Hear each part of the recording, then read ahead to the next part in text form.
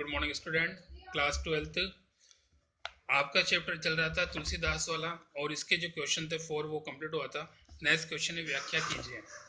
First है मम हित लागे तजो पितु माता सह्यो विपिन हिम आतप बाता जो जनते हु बन बिंदु बिछो हु पिता वचन मनते हु नहीं ओहु। लक्ष्मण के मूर्छित होने पर राम विलाप करते हुए कहते हैं कि तुमने मेरे हित के लिए माता पिता का त्याग कर दिया और वनवास स्वीकार किया। तुमने वन में रहते हुए सर्दी धूप आंधी आदि को सहन किया। यदि मुझे पहले से ज्ञात होता कि वन में मैं अपने भाई से बिछड़ जाऊंगा तो मैं पिता की बात नहीं मानता और न ही तुम्हें अपने साथ लेकर वन में आता। राम लक्ष्मण की निस्वार्थ सेवा को याद कर रहे हैं। सेकंड, जथा पंख बिनु खन अति दीना मणि बिनु फनि करिहर करहीना अस मम जीवन बंधु बिनु तोहु जो जड़ देहि जीवाहु मोहु। मूर्छित लक्ष्मण को गोद में लेकर राम विलाप कर रहे हैं कि तुम्हारे बिना मेरी दशा ऐसी हो गई जैसे पंखों के बिना पक्षी की, मणि के बिना सांप की और सूंड के बिना हाथी की स्थिति दयनीय हो जाती है। ऐसी स्थिति में अक्षम में और असहाय हो गया हूँ। यदि भाग्य ने तुम्हारे बिना मुझे जीवित रखा तो मेरा जीवन इसी तरह शक्तिहीन रहेगा। दूसरे शब्दों में मेरे तेज और पराक्रम के पीछे तुम्हारी शक्ति कार्य कर रही है। नेक्स्ट, थर्ड, मांगी को खेबो मस्जिद में सोईबो लेबो एकू न देवो दो। तुलसीदास ने समाज से अपनी तटस्थता की बात कही है। वे कहते हैं कि समाज की बातों का उन पर कोई प्रभाव नहीं पड़ता। वे किसी पर आश्रित नहीं है। वे मात्र राम के सेवक है। जीवन निर्वाह के लिए भिक्षावृत्ति करते हैं और तथा मस्जिद में सोते हैं। उन्हें समाज से, संसार से कुछ लेना देना नहीं है। नेक्स्ट, नंबर 4, ऊंचे नीचे करम धर्म अधर्म करी पेट को ही बचत बेचत बेटा बेटकी। तुलसीदास ने अपने समय की आर्थिक दशा की यथार्थपूर्वक चित्रण किया है। इस समय लोग बड़े छोटे गलत सही सभी प्रकार के कार्य कर रहे हैं। उन्हें अपनी भूख मिटानी है। वे कर्म की प्रवृत्ति और तरीके की परवाह नहीं करते। पेट की आग को शांत करने के लिए वे अपने बेटा बेटी या तो संतानों को भी बेचने के लिए विवश हैं। अर्थात पेट भरने के लिए व्यक्ति कोई भी पाप कर सकता है। नेक्स्ट क्वेश्चन, भ्रात शोक में हुई राम की मनोदशा को कवि ने प्रभु के नरलीला की अपेक्षा सच्ची मानवीय अनुभूति के रूप में रचा है। क्या आप इससे सहमत हैं? तर्क सहित उत्तर दीजिए। लक्ष्मण के मूर्छित होने पर राम को जिस तरह विलाप करते दिखाया गया है वो ईश्वरीय लीला के बजाय आम व्यक्ति का विलाप अधिक लगता है। राम ने अनेक ऐसी बातें कही है जो आम आदमी कहता है, जैसे यदि मुझे तुम्हारे वियोग का पहले से पता होता तो मैं तुम्हें अपने साथ नहीं लाता।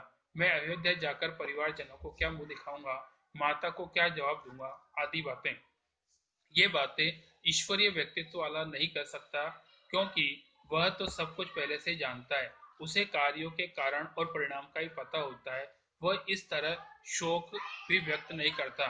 राम द्वारा लक्ष्मण के बिना खुद को अधूरा समझना आदि विचार भी आम व्यक्ति ही व्यक्त कर सकता है। इस तरह कवि ने राम को एक आम व्यक्ति की तरह प्रलाप करते हुए दिखाया है। वे उसकी सच्ची मानवीय अनुभूति के अनुरूप ही है।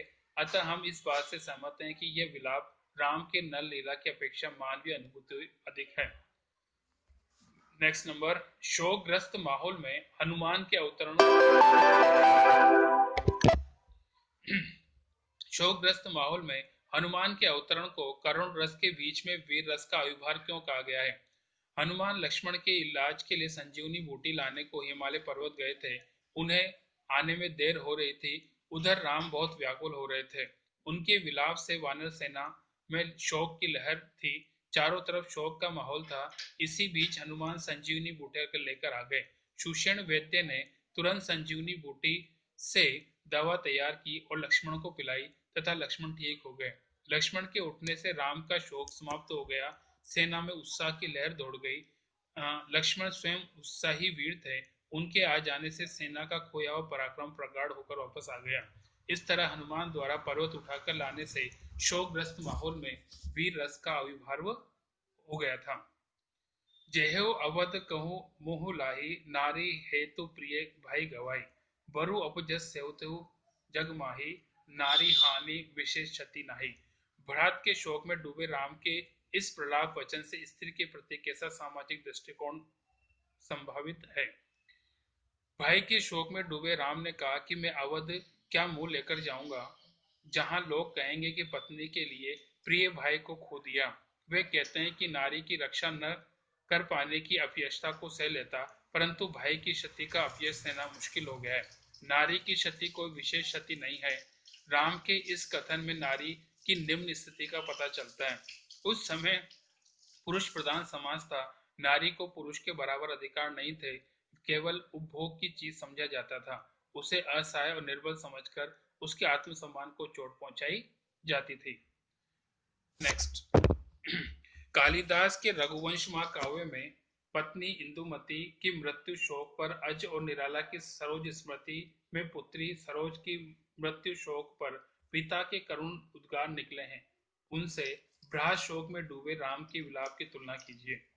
सरोज स्मृति में कवि निराला ने अपनी पुत्री की मृत्यु पर उद्गार व्यक्त किए हैं। वे एक असहाय पिता के उद्गार हैं जो अपनी पुत्री की आकस्मिक मृत्यु के कारण उपजे हैं थे। भ्रात शोक में डूबे राम का विलाप निराला की तुलना में कम है। तो लक्ष्मण अभी मूर्छित ही हुए थे, उनके जीवित होने की आशा बची हुई थी।